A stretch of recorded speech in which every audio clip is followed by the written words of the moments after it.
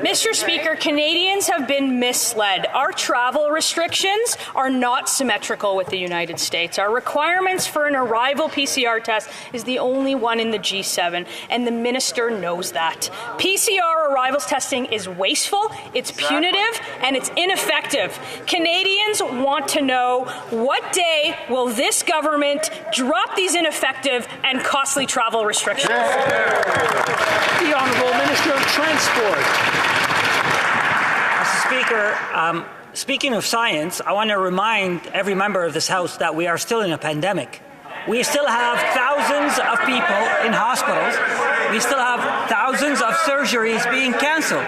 So we will follow the science, Mr. Speaker, and as conditions change, we will change our regulations and we will change our rules. But we cannot take advice from a Conservative Party that hasn't even been able to convince Canadians of vaccination. We will take advice from scientists and from our public health workers.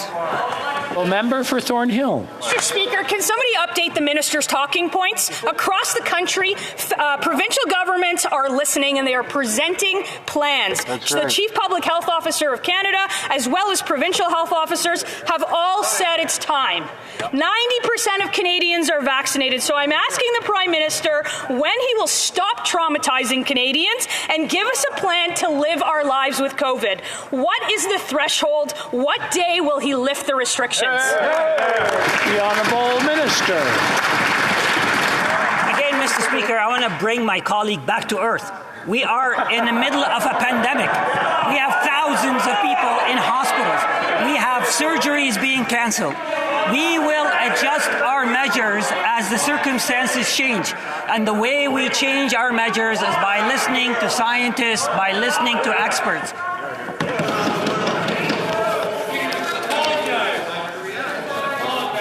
I'm sorry, I'm having a hard time hearing the response. The noise is just too high. So I'm going to ask the Minister to start again so I can hear the full answer. The Honourable Minister of Transport, please. Mr. Speaker, Canadians understand that we all need to follow science to protect our loved ones and to protect our healthcare workers. Canadians will do whatever it takes to protect their loved one. I can assure you, Mr. Speaker, our government will do what is needed to protect our health and to protect our economy. Thank you, Mr. Speaker.